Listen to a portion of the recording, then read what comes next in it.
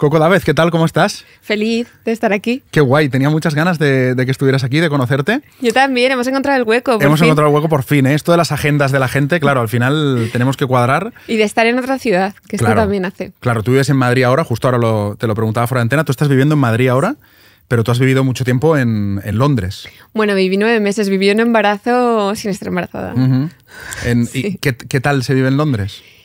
Pues mira, yo creo que en ese momento se vivía muy bien porque era lo que yo quería. O sea, era una ciudad que me ofrecía todo un mundo nuevo. Entonces, en ese momento me parecía que era ideal. Ahora te diría que no volvería a vivir allí. O sea, cada vez que voy mucho porque mi galería, la que me lleva hasta allí, siento que es una ciudad muy frenética, siendo yo muy frenética. O sea, que Madrid ya tiene eso, pero claro, Londres me parece que todavía lo es más y me cuesta un poco el ritmo. Es curioso porque al final todos son épocas, ¿no? En la vida, que uno cree que son las ciudades o las personas y no, es que al final es uno mismo, ¿no? Cómo está en ese momento y a veces, a mí me pasó con Nueva York, que yo viviría en Nueva York y luego vas a Nueva York y dices, bueno, igual ahora ya no viviría en Nueva York, ¿no? Ya se me pasó la época. Sí, es que hay ciudades que se está muy bien siendo turista. Total. O de visita, ¿no? Pero sí, vivir luego es que es otra cosa y Londres me encanta para eso, para ir unos días, Nueva York lo mismo, pero cuando me dicen, ¿cuál sería tu ciudad ideal? Digo, pues es que por suerte es la que vivo, que es Madrid. Claro, eso es una suerte. Yo también, yo siempre digo, a mí me parece que Barcelona es la mejor ciudad del mundo y vivo aquí. Claro. O sea, es como qué suerte, ¿no? Y las otras de turista, pero sí. Como vivir, es verdad que vivir en una ciudad tiene como muchos matices,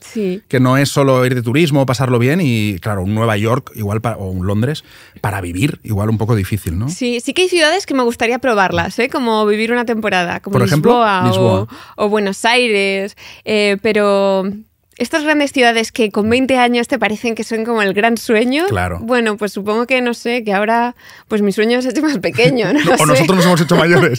También. Yo creo que vamos por ahí. Bueno, oye, tú eres ilustradora, fotógrafa, pintora, directora de arte. ¿Con qué te sientes más identificada de todo esto? ¿O todo por igual?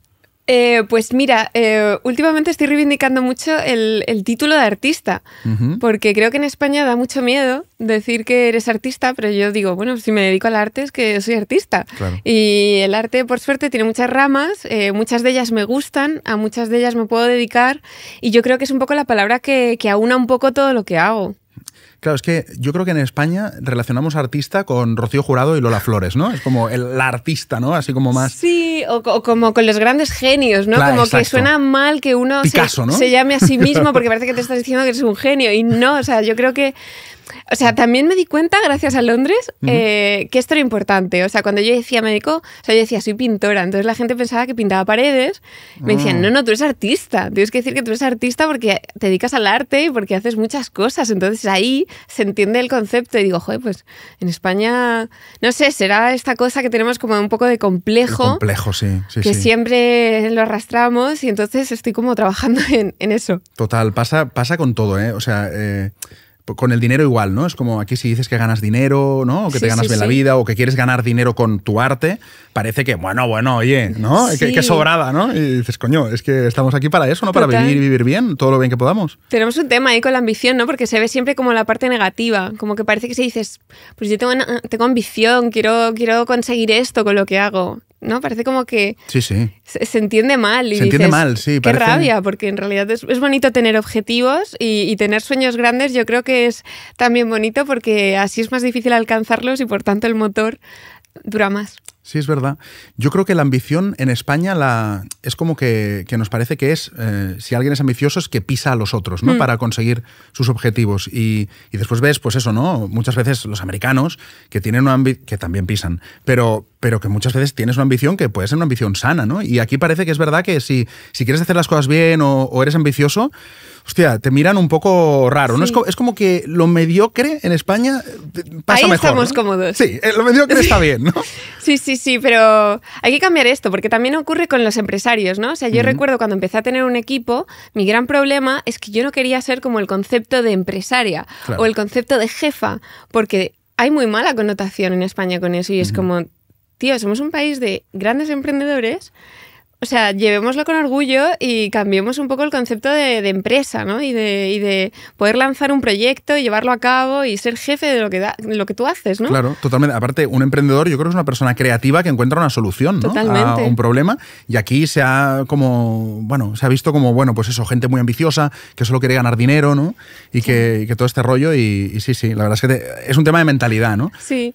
Tú que eres una persona que ha viajado mucho, supongo que habrás visto como que en diferentes países no se ve tan igual, ¿no? No solo en Londres, sino tú tienes al final mucho contacto con el extranjero y supongo que se ve muy diferente, ¿no? Eso. Bueno, Estados Unidos es como el que está a la cabeza, ¿no? En todo esto, en saber venderse, saber hablar en público, saber tener contacto, ¿no? Con la gente que vas a tratar, digamos, en el campo profesional.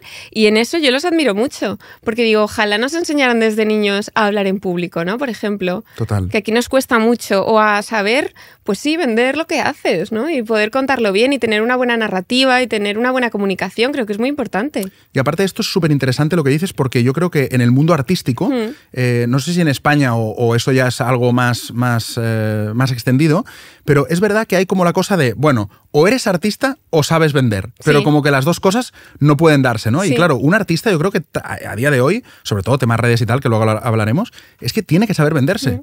Es que tiene que saber venderse. Bueno, es que eso debería enseñarlo para empezar ya las carreras, ¿no? O sea, las propias universidades deberían enseñar a vender tu proyecto, porque ¿de qué te sirve saber toda la técnica, todo el oficio, si luego no sabes cómo salir al mercado? Es que es un problema muy grande y de hecho es con lo que más me encuentro yo cuando doy talleres, ¿no? Es como, bueno, yo sé hacer esto, pero ¿y luego qué hago? ¿A quién llamo? ¿Cómo genero contactos? Es que sin enchufe, y es como, no, acabemos ya con lo del enchufe, porque lo que hay que hacer es saber llamar a puertas. Claro. O sea, los enchufes, por supuesto, seguirán existiendo, pero si no está en tu control, ¿qué está en tu control? Pues poder vender lo que haces, y creo que es importante poder comunicarlo bien.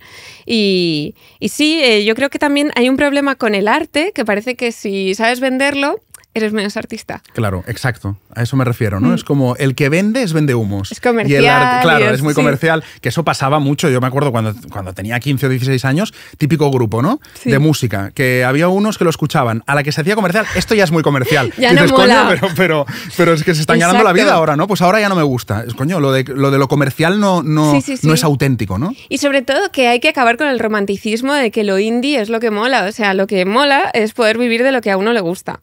Y eso pasa por un sistema en el que tienes que ganar dinero, porque vivimos en un mundo capitalista, esto no lo podemos cambiar. Sí. Entonces, como la moneda de cambio es esta, pues oye, habrá que ganarse la vida con esto, y si lo consigues, pues es una suerte. Pues sí, ese es el éxito, ¿no? ¿Sí? Ganarte la vida con lo tuyo. Oye, explícame un poco tu historia, porque tú empezaste muy joven, ¿no? Con 14 años, si no tengo mal entendido. Bueno, yo empecé a trabajar como ilustradora con 21. Ah, vale. O sea, digamos que mi carrera empieza ahí. Sí que es verdad que yo me he pasado toda la vida pintando. Pero bueno, yo creo que esto como cualquier niño y cualquier niña. Que la diferencia es que unos seguimos y otros pues dejan de pintar. Y otras dejan de pintar, ¿no? Sí. Claro, esa es la diferencia. Entonces tú empiezas como ilustradora. ¿Y en qué momento te coge el gusanillo de decir, hostia, yo quiero hacer otras cosas? Porque claro, tú eres, lo que hemos dicho todo esto, y súper inquieta y haces un montón de cosas, luego hablaremos. ¿En qué momento empiezas como a sentir ese gusanillo? Bueno, yo me pasé toda la infancia pintando, en la adolescencia paré un poco, abandoné las clases de pintura, una adolescencia un poco rebelde, y entonces ahí empieza a entrarme el gusanillo de la fotografía. Vale. También la fotografía te da la inmediatez, y yo creo que en esa edad pues no eres tan paciente quizás, ¿no? Entonces la fotografía me daba algo inmediato, o sea, a nivel sensible, o sea, me daba como la imagen que quería al momento y me la guardaba y como que ya estaba, ¿no? Era como capturar todo el rato cosas que yo veía, y eso me encantó, pero me fui a Londres con la idea de estudiar fotografía. Y bueno, pues inocente de mí me di cuenta de que Londres era una ciudad muy cara, no hecha para mi bolsillo, y entonces tuve la suerte de poder trabajar como asistente de fotografía con la primera persona que conocí en Londres, que curiosamente pues fue un fotógrafo. Wow. Entonces, al mes, 2 meses, o sea, muy poquito tiempo, al mes y medio, yo me di cuenta que no era lo que esperaba la fotografía. No te gustaba ya. No es que no me gustara, luego me di cuenta con el tiempo que lo que no me gustaba era la editorial de moda, o sea, la fotografía de moda. A mí me gusta mucho la fotografía de paisaje, de viaje. Entonces, bueno, pues tuve la suerte de poder probarlo. Ahí empecé a echar mucho de menos la pintura, entonces retomé, empecé a trabajar como ilustradora, y es a los pocos años que me di cuenta que realmente quiero mezclarlo todo, o sea, que no sé por qué tenemos que enfocarnos solo a un ámbito y sobre todo que yo no tenía carrera, entonces sentía que tenía cierta libertad de decir, bueno, como yo no tengo ningún título, puedo colarme en varios. Y luego realmente con la crisis, porque yo empiezo en plena crisis, o sea, empiezo en 2010, te das cuenta que algo muy positivo que trajo la crisis es que la gente de pronto dijo, oye, para estar en un ERE o estar en el paro, o sea, para tener esta situación en la que mañana posiblemente a lo mejor se me acabe el trabajo, pues voy a apostar por lo que me gusta, ¿no? Y entonces empezamos a ver que la gente empezó a combinar sus pasiones con lo que le daba de comer. Y a día de hoy vemos un montón de oficios y de trabajos que se combinan y casan perfectamente. Claro, sí, es que al final tampoco hace falta dejarlo todo de la noche a la mañana, o sea, uno puede, ¿no?, empezar como algo como un hobby y cuando te vaya bien, pues ya dejar el trabajo a lo mejor no te convence tanto, ¿no? Bueno, pero es que esto ha sido también como esa cultura que hablábamos antes, ¿no?, de este país, que parece como que las pasiones nunca te van a dar de comer y eso es una cosa que te dicen desde niño. Totalmente. Y que te terminas creyendo, claro, o sea, te terminas creyendo que es imposible vivir de la música, de la actuación, del arte, de lo vive que en sea. 4, ¿no? Lo de siempre, claro. Esto vive en 4. Claro, y no vas a ser tú. Claro, y luego, bueno, ya en el mundo del arte no te cuento, ¿no? Que te revalorizas en el momento que te mueres. O sea, es como una profesión un poco dramática en ese sentido. Claro, esa es una cosa que yo siempre me pregunto. ¿Quién pone el precio al arte? O sea, ¿quién dice que algo vale lo que vale? Ya, esta es la gran pregunta. Pues yo creo que el mercado es el que pone el precio.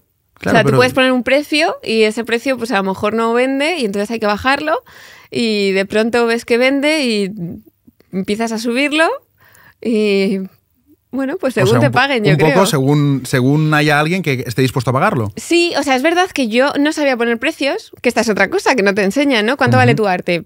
No se pues sabe. No se sabe. Entonces, yo lo valoraba siempre en función de mis horas. Era mi hora vale tanto, si yo dedico 10 horas a este proyecto, pues hago esta multiplicación. Pero claro, hay algo que no te enseñan que es cómo se valora o se monetiza la experiencia. ¿Cómo se monetiza tu background, ¿no? O sea, con quién has trabajado, en cuántos medios, en cuántos proyectos, qué recorrido tienes. Y yo me acuerdo que cuando empecé a trabajar con un representante, yo estuve 8 años llevándome yo sola, y a los 8 años me empieza a llevar Dani en ese momento, y él me dijo, ¿pero qué precios son estos? O sea, son precios de principiante. Claro.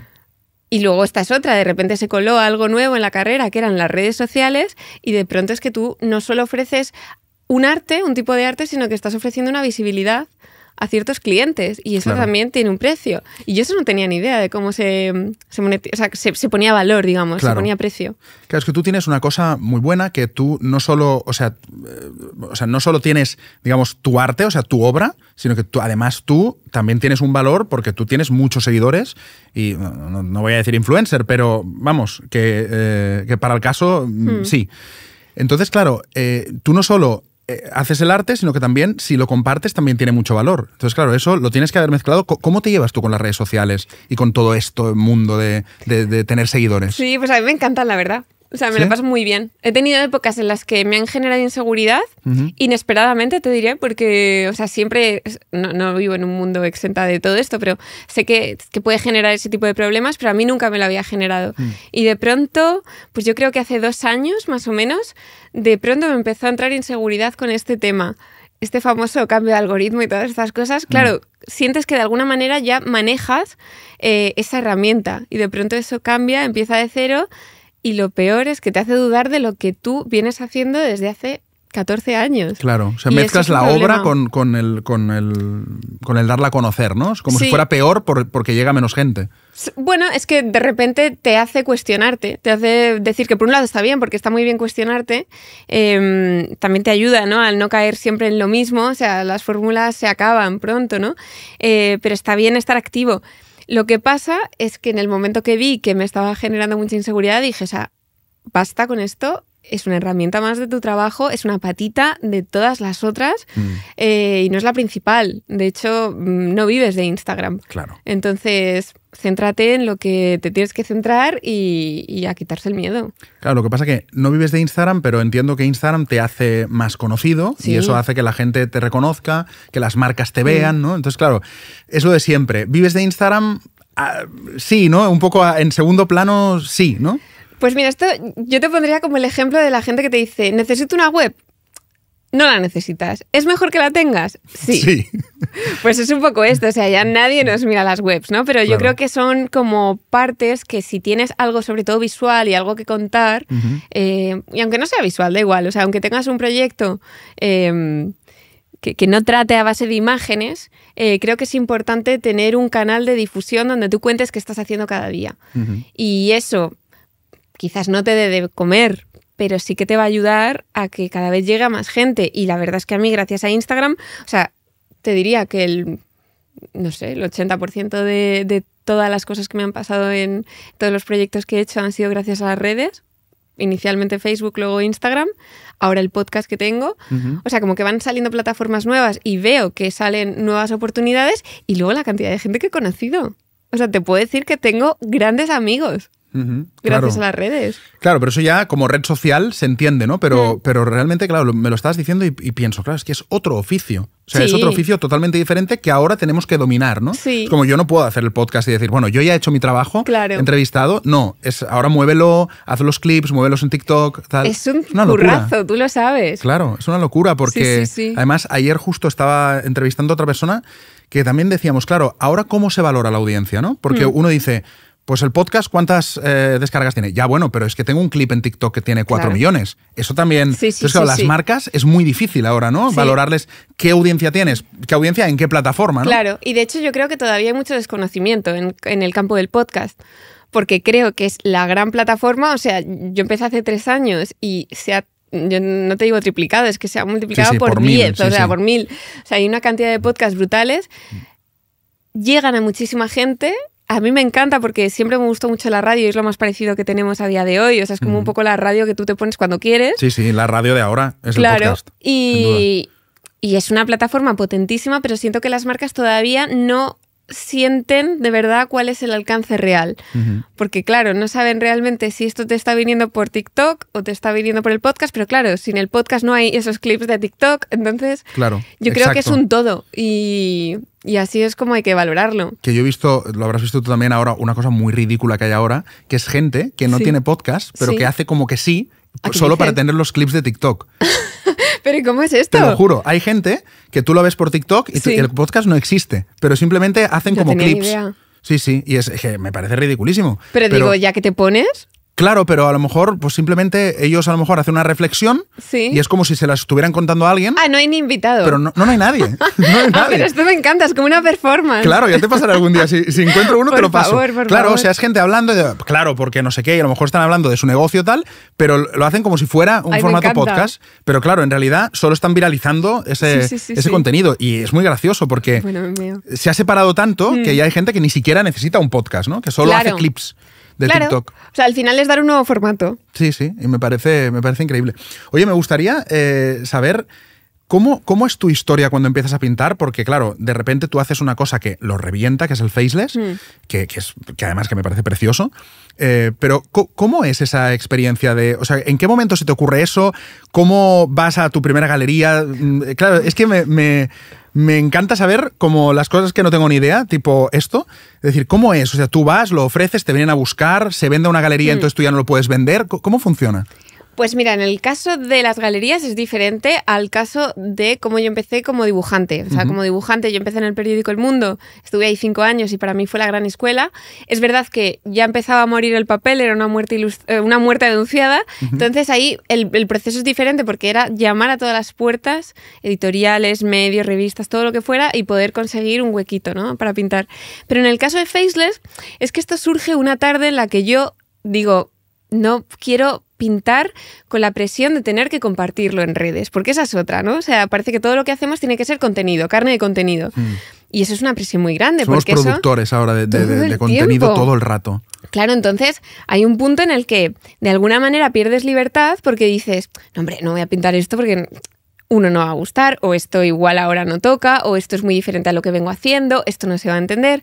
Es un rollo, en realidad, ¿no? Porque te vas poniendo tantos límites que es muy fácil repetirse. Claro. Entonces, de pronto yo dije, oye, tengo muchas ganas de pintar con pinceles. Llevaba no lo sé, 7 años o así sin pintar con acrílico. Quería hacer un retrato. Yo me muevo muy bien en los retratos. Es como lo que más me gusta en la pintura. Todo lo contrario a la foto. Y entonces dije, bueno, pues voy a hacer un retrato de Patti Smith porque me acababa de leer Éramos unos niños. Me fascinó este libro y digo, bueno, pues voy a hacer un retrato de la Patti de ese momento, que no es la Patti que tenemos ahora en mente, como con su chupa de cuero, su camisa blanca, no es esa Patti. Claro. Y entonces, bueno, pues empiezo a pintarle y por supuesto, pues el resultado fue malo, porque llevaba 7 años sin coger un pincel, o sea, no era... O sea, sabía que era lo que podía pasar. Entonces, lo divertido fue que dije, bueno, me he comprado un montón de pintura, la tengo aquí en la paleta, se va a ir a la basura, relleno los huecos. Y en el momento que empieza a rellenar, y empieza a rellenar tanto que hasta le borro la cara, de pronto me hace gracia. De pronto dices, uy, aquí hay algo. Digo, qué gracioso el retrato sin cara. O sea, como que en sí me parece una broma. Por otro lado, reconozco al personaje, que digo, ostras, qué fuerte, porque he quitado todo, pero lo reconozco. Y aún así se reconoce. Y se reconocía, en este caso, una Patti que yo tenía como muy vista una fotografía concreta, pero digo, ¿qué pasaría si cojo a personajes muy icónicos, que son referentes para mí, que están en la retina de todos, te gusten o no? ¿Qué pasaría si lo hago con esta técnica? Entonces, me puse como reto, un poco por manejar el pincel y por tener un poco entrenada la muñeca, que el reto era cada día hacerme un retrato. O sea, un retrato de alguien y colgarlo en redes. Y esto fue muy bonito porque parte de mi trabajo, o sea, la base de mi trabajo es el juego.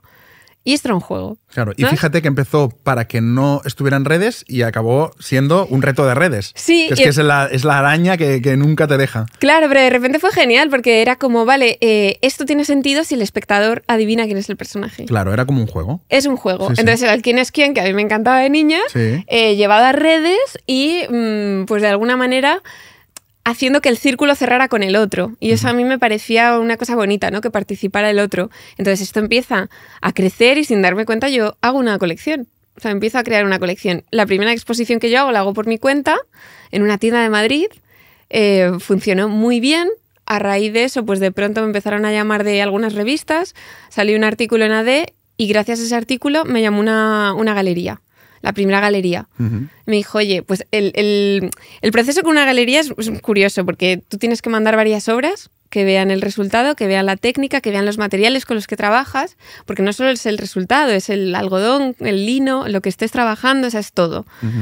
Cómo está terminada, digamos, la pieza. Entonces, bueno, pues yo mando estas obras, les gusta, me cogen. Una galería española, entiendo. Una galería de Barcelona. De Barcelona. Sí. Y bueno, pues la verdad es que no fue lo que esperaba. Ah, ¿no? No. ¿Qué pasó, Coco? Bueno, o sea, digamos que de alguna manera se cambió mi técnica. De pronto yo tenía que pintar con espátula porque eso podría dar más valor a la obra, pero yo no me sentía muy segura. A la vez que daba un resultado que no era lo que yo esperaba. O sea, a mí me gusta mucho como el color plano, o sea, que casi parezca una serigrafía mi trabajo. Que de hecho te plantees si es una serigrafía, ¿no? Pero Claro. que cuando sepas que está hecho con pincel y a mano, o sea, pues que ahí está la gracia, ¿no? Que digas, ostras, joder, parecía casi hasta digital. Claro, incluso algunos, parecía ¿no? que lo habían impreso, ¿no? Sí, y entonces por un lado se me cambia esto, se alzan los precios. Se alzan los precios de una manera muy extraña porque yo pierdo dinero por cada venta, o sea, no es que gane más, es que como invierto más en mis materiales, o sea, realmente me sale un cuadro muy caro con el que no gano apenas dinero. Era una cosa muy rara. Entonces yo le dije al galerista, mira, creo que ni tú estás ganando ni yo estoy ganando, vamos a dejarlo aquí y voy a volver a lo que a mí me funcionaba, que eran mis redes, porque al final lo potente de Instagram es que es un escaparate abierto 24/7 en todas partes del mundo, a tiempo real, y a mí me funcionó muy bien por ahí. O sea, he vendido mucho por mi cuenta, con una tienda online, gente que venía al estudio a recoger obra, y durante mucho tiempo me fue bien. Es verdad que de pronto llega a través de un artículo en GQ Inglaterra una galería muy interesada en llevarme, y yo estaba un poco reacia al mundo de las galerías. Dijiste, otra vez no. Era como, no, o sea, me va bien así. También hay un punto en el que pasas tanto tiempo con un cuadro que es un poco como un hijo. Entonces, cuando tú vendes ese cuadro, o sea, de verdad hay un cierto duelo, ¿no? Es como una despedida de, bueno, pues vuela de casa. Claro. Y quiero saber con quién se va. Claro, es que el cuadro, cuando lo acabas, es tuyo. Sí. Es que es tuyo el cuadro. Claro. No solo que lo has pintado, sino que en ese momento te pertenece, es tuyo. Sí. Y claro, es como vender un cuadro tuyo, es vender arte en el fondo, ¿no? Sí. Entonces te juro que hay algo en el que si yo sé cuál va a ser su casa, esos nuevos padres, o sea, yo como que cierro bien. Te quedas más tranquila. Sí, como que me parece más bonito. Con las galerías esto no pasa. Y ahora me llevo una galería. Pero el proceso fue muy gracioso porque yo tenía una exposición, llevaba como 3 años sin exponer en Madrid y entonces de pronto se dio la oportunidad de exponer en Navidad, que es una gran época, en pleno Gran Vía. Entonces hice una exposición muy grande, muy bonita y llega a esta galería, oye, queremos que nos mandes obra para verla. Y yo les digo, mira, ni me interesa ahora mismo que me lleve una galería y por otro lado, no tengo obra porque tengo una exposición, entonces no te puedo mandar nada. Y me dijeron, bueno, pero alguna pieza, yo no, nada, o sea, no hay nada. Está todo expuesto. Lo siento, o sea, lo que hay es lo que tengo, no lo puedo mandar. Lo único que os puedo ofrecer es que cuando pase la exposición yo os lo mando. Había algo, la verdad es que había algo que me hizo mucha ilusión que me llamara a una galería de Londres, porque claro, yo como ilustradora he empezado en esa ciudad. Claro. Entonces había algo como de que se cerraba el círculo. De cerrar, ¿no? Sí, como de, ostras, me ha visto esta ciudad. O sea, de repente esta ciudad quiere algo mío. Porque yo no trabajaba en Londres para Londres, yo trabajaba para el periódico El Mundo. Vale. Y entonces lo que pasó fue que como les di tantas largas de no, ahora no puedo, se cogieron un avión todo el equipo y se vinieron a ver la exposición a Madrid. Hostia. Y entonces pensé, joder, sí que hay interés. Pues sí que les interesa, sí. Qué guay. Y entonces vieron todas las piezas, lo cual fue genial. Me ofrecieron un tipo de, bueno, pues de acuerdos y de posibilidades que no me había dado nadie. Una repercusión muy grande, la verdad, a nivel mundo del arte, mercado del arte. Y dije, bueno, probemos. Y probamos y la verdad es que estoy muy feliz. Sigo con ellos. Y fue bien y sigues con ellos. ¿Cuántos años hace que estás con...? Empecé en 2019. Ah, bueno, o sea, ya hace unos años, hace 4 años. Sí. 2019 fue una cosa exagerada porque mi exposición acaba en enero, cuando acaban las Navidades, y me dicen, hacemos contrato. Queremos hacerte una exposición en abril. El contrato empieza en febrero. Digo, vale, ¿cuántas piezas queréis? Y me dicen 85. ¿85 nuevas? Sí. Y muy grandes. Y dije, pero a ver, o sea, ¿cómo se hace esto? No me da tiempo. ¿Cómo se hace esto? Y bueno, pues fue una época agotadora, la verdad, pero bueno, dio sus frutos, fue muy bien, fue muy bonito todo lo que pasó luego.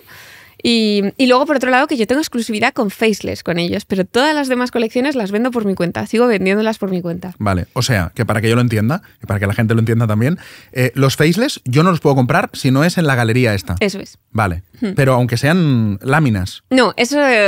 Hay otro tipo de acuerdo. Ah, vale.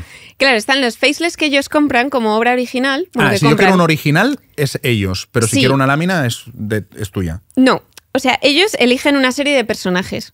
Y esos personajes son obras originales en la galería. Vale. Entonces, esas obras originales, que tenían toda su lámina, su póster, se retiran de la web. Vale. Entonces, todo lo que está en la web como Faceless, la galería no lo tiene. Vale. O sea, ellos han escogido solo algunos personajes sí. Y eso solo se puede comprar original. Eso es. ¿Y yo aún puedo comprar un Faceless? Claro. En la galería, en la web de la galería entro y lo compro y listo. Bueno, seguramente tendrás que hablar con ellos. O sea, no es como un al carrito. Creo que tienes que mandar un email. Claro, o sea, los precios, todo esto no es público. No, algunos sí que están en la web y otros están en Artsy, que es una plataforma como de subastas de todas las galerías internacionales. Entonces, ahí algunas tienes tu precio. Algunas es el precio cerrado y otras es el precio en el que empieza la subasta. Claro. Y otro es como consultar precio. Claro. O sea, no te lo pone. Claro, y tú como artista, esta es una pregunta que es que tengo la curiosidad porque, claro, si tú tienes, por ejemplo, si hay un Faceless de un personaje que tiene un precio porque es el único, claro, ¿tú tienes prohibido pintar otro? Con la galería lo que hemos hecho, porque esta es una gran pregunta, o sea, ¿es una pieza única o qué ocurre? Claro, pero tú puedes pintar las que quieras. Claro, no, lo que hicimos es que de cada pieza, ahora es diferente, pero en la primera exposición era de cada personaje había 3 tamaños diferentes y 5 combinaciones. Vale. Claro, entonces hay como un abanico del mismo, ¿no? Sí. Para que no se quede como obra única. Sí, ahora sí que es verdad que estoy preparando una nueva exposición donde seguramente sean piezas únicas. Los Faceless hablas. Sí, ya no va a ser este retrato que yo he hecho tantos, que es como esa foto de carnet hecha Faceless, sino que van a ser como un poco Faceless anónimos en escenas. Vale. Ah, qué bueno. que ya hay algunos colgados, pero es como ampliar un poco el abanico y va a ser todo temática nieve porque va a ser expuesto en Gstaad, en Suiza. Hostia, qué guay, qué chulo. Qué chulo. Oye, y aparte del tema Faceless, que es como lo que la gente más conoce, también tienes el libro de Faceless, sí, que supongo que también se habrá vendido súper bien. Aparte de esto, ¿qué es lo que a ti más te gusta pintar? Porque claro, la gente te conoce mucho, o la mayoría te conocerán por el Faceless, pero haces muchas más cosas. Claro, o sea, a nivel pintar, me gusta pintar sobre todo retrato. Te diré que a veces echo de menos pintar caras. Pero acabo de sacar un cuento con Anaïri Simón, ¿sí? Y la verdad es que ahí he tenido no solo que volver a pintar caras, sino como que no rehacer, como crear un nuevo estilo dentro de este universo colorido que de alguna manera llevo años creando, ¿no? Entonces ha sido un reto muy interesante y muy bonito. Ha sido como volverme a sentir niña y estar dibujando una historieta, o sea, con unos personajes. Y eso me lo he pasado muy bien. Y luego dentro de todos los proyectos que hago, es verdad que pintar me encanta, pero en los últimos años lo que más me está dando, o sea, como llenando, es el podcast. Claro, es que lo del podcast, bueno, ahora lo hablamos, te decía antes de empezar que yo escuché el capítulo con Buenafuente, sí, que me pareció súper guay porque te decía, creo que no fue Buenafuente, que fue Andreu, y eso mola porque se abrió, te contó su adolescencia, su infancia, sus vulnerabilidades. Y me gustó mucho. Y a ti se te nota, o sea, yo lo noto, y además yo creo que es de formación profesional, que noto la pasión. O sea, tú estás encantada de hacer el podcast. Sí, estás con una ilusión brutal. Se te nota en la voz. Sí, sí. Hay gente que me dice, se nota que sonríes cuando hablas. Totalmente. Digo, es que estoy feliz. Pero el tono, todo, estás feliz. Estoy feliz porque, claro, es una suerte poder hablar durante casi 2 horas, porque es 1h30 larga, con gente que yo admiro tanto. O sea, que es que son referentes para mí. O sea, es una suerte que me digan que sí, es una suerte que se abran como se abren, que compartan todo lo que comparten, porque es muy generoso, muy valiente también. Hay gente que comparte cosas súper íntimas y yo aprendo todo el tiempo. Es que es una pasada. Lo del podcast, aparte del resultado final, te permite conocer a mucha gente. A mí me pasa también, o sea, al final viene gente que admiras, que te gusta, y tienes un ratito para hablar. Si yo te llamo y te digo, oye, vamos a tomar un café, pues me hubieras dicho probablemente que no. Pero el podcast es una manera de tomar un café con alguien es verdad. Sin tener que invadir su intimidad, ¿no? Incluso es más íntimo, porque no sé si a ti te habrá pasado, porque, o sea, yo cuando a veces cierro entrevistas y digo, ostras, sé más cosas de esta persona que de muchos amigos. De muchos amigos yo no sé cómo fue su infancia, cómo vivió su adolescencia, cuáles son sus miedos, cuáles son sus grandes sueños. No lo sé, porque hablamos más del día a día. Claro. Y en cambio de estas personas, al final, como preguntas, porque este es el formato, claro, ¿no? Te acabas enterando de muchas más cosas y los conoces mucho, mucho mejor. Mira, justo ahora has dicho esto de los miedos y te quería preguntar, ¿como artista tienes miedo a pasar de moda? Claro, tengo muchos miedos. Muchos, o sea, yo soy muy insegura en realidad. Y yo creo que el gran miedo, no sé si tanto pasar de moda, sino como... Me da mucho miedo repetirme, o sea, ha sido como mi gran crisis, porque por ejemplo con Faceless ha ocurrido que, claro, Faceless surge en 2015, ya hace muchos años, o sea, llevo casi 9, va a ser ahora 2024. Cuando yo ya empezaba a estar un poco cansada de Faceless, y Faceless es mi gran hijo, que me ha dado muchas cosas preciosas, cuando yo ya empiezo a estar como que el cuerpo me pide algo nuevo, es ahí cuando llega a la Galería de Londres. Claro, es el Entonces, boom. O sea, es como que en España funcionó muy bien, pero de repente había que empezar de cero en Londres. Y claro, si Londres me pide 85 cuadros, a mí no me queda tiempo en España para hacer nada más. Y luego no solo eso, o sea, esa exposición la verdad es que fue muy bien. Hubo muchos encargos después, entonces yo me he pasado como 1 año y medio realmente casi trabajando, no te diría en exclusiva, pero casi, para la galería, y esto me ha hecho que no me quedara tiempo para probar cosas nuevas. También de ahí viene un poco esta cosa de, venga, pues, ¿cuál es mi proyecto romántico ese en el que puedo invertir mi tiempo libre y que me permite aprender, sobre todo? Es el podcast, porque es un campo que yo no conozco, yo no me dedico a la comunicación, pero de pronto me siento principiante. Claro. Y eso me encanta. Claro, es como empezar un reto nuevo, ¿no? Es un reto nuevo, también como no tengo una mochila, no me da tanto miedo fallar. Claro. Porque no se espera nada de mí. No te sientes tan juzgada, ¿no? En el podcast es como, bueno, pues yo lo hago y ya veremos. Claro, o sea, fíjate que muchas veces a los artistas siempre nos preguntan, ¿no? Por el síndrome del impostor. Digo, yo he tenido más el síndrome de la intrusa. Del impostor no tanto. Claro. O sea, yo he sido como que me he ido colando en huecos. Al principio nunca tengo miedo, me vienen los miedos luego. O sea, como en la segunda temporada del podcast dije, pero ¿qué estoy haciendo? Pero si yo no soy periodista, ¿a quién le importa? O sea, pues miedos tuyos, bueno, ¿no? Sí, las inseguridades que tenemos todos. Sí, pero bueno, no sé, también creo que soy una persona como tan inquieta que puede pasar, porque puede pasar que de repente pases de moda y ya no interese, pero sí que tengo muchas... Así como soy insegura en algunas cosas, soy muy segura en saber mis capacidades. Uh-huh. Y creo que, no sé, me inventaría algo, que tengo posibilidades de hacer otro tipo de cosas. Uh-huh. Talleres, cursos, algo de comunicación, o sea, no sé, Algo fotografía. saldría, claro. Es que no sé, la suerte de esto es que he tocado muchos palos y que, bueno. Yo creo que la gente creativa tiene la necesidad de hacer más cosas, ¿no? Porque justo ahora me estás diciendo, tú te metiste en el mundo del podcast como sintiendo que eras intrusa, pero luego justo precisamente Buenafuente se ha puesto a pintar. Sí, o sea, sí, al sí. final es la creatividad expresándose, ¿no? Total. Entonces, no sé tú como artista dentro de la pintura, ¿cómo ves lo que hace Andreu? A mí me encanta. Y además o sea, que es sincero, yo no sé mentir. Jamás podría decirle a alguien si veo como que no me gusta, que me encanta. Y a Andreu le propuse hacer un intercambio de obra. Ya, sí, que no sí. se lo he propuesto a nadie. O sea, de repente fue como, oye, me encanta lo que estás haciendo. De hecho, le dije, tus obras son un poco como novias de las mías, porque hay algo común, que es esas formas geométricas, ese color, esos colores planos, muy vivos. Sí, es verdad. Hay una paleta... Son colores cálidos en su mayoría, entonces hay algo como que liga muy bien con mi mundo. O sea, como que de repente era como... No sé, es otro idioma, pero como que lo entiendo. Qué guay. Y me encanta lo que hace. Y me parece... O sea, algo que admiro mucho de Andreu en la parte pictórica es la sed que tiene de pintar. Que a mí eso se me ha pasado un poco. O sea, las ganas, que pinta mucho. Pinta sin parar, o sea, según Pinta llegó, sin parar. es que te lo juro que llegó al podcast y lo primero que hizo, no nos conocíamos, lo primero que hizo fue enseñarme su libreta con dibujos. Me dijo, mira, esto lo llevo siempre encima, esto lo acabo de hacer, pues no sé si vino en avión, en tren, esto lo acabo de hacer esta mañana, mira lo que he hecho. Y decía, ¿pero cuántas tienes de estas? Tengo 11, no sé, me dijo un montón. Y digo, pero si tienes aquí, o sea, cada libreta de estas es un cuento, un libro, es Sí. una novela gráfica, porque además él hace como viñetas a veces. Me parecía que... Aparte hace como cosas muy diferentes, ¿no? Muy diferentes. Y eso Curioso. me encanta porque está todo el rato probando técnicas nuevas. Pasó de las tintas ahora como con los acrílicos. Y café también, creo que todo, hizo, ¿no? todo hace como esa mezcla. Y eso me encanta porque es el no tener miedo, ¿no? Y el no sentir juicio. Es como, pues yo pruebo esto y pruebo y a ver qué sale de aquí.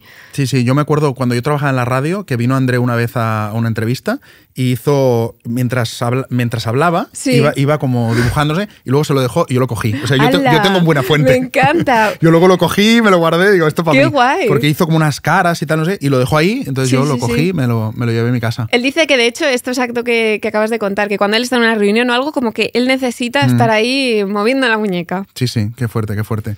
Jolín, oye, Coco, se nos acaba el tiempo. Me ha encantado A mí compartir un también. ratito contigo. Qué guay hablar de arte con un artista y hablar de no solo del arte en sí, sino del mundo del arte, redes, todo lo que conlleva. Gracias por venir. Gracias a ti por invitarme, me lo pasas muy bien. Qué guay. Pues oye, sigue siendo artista porque nos hace felices a todos. Muchas gracias. Gracias. Gracias.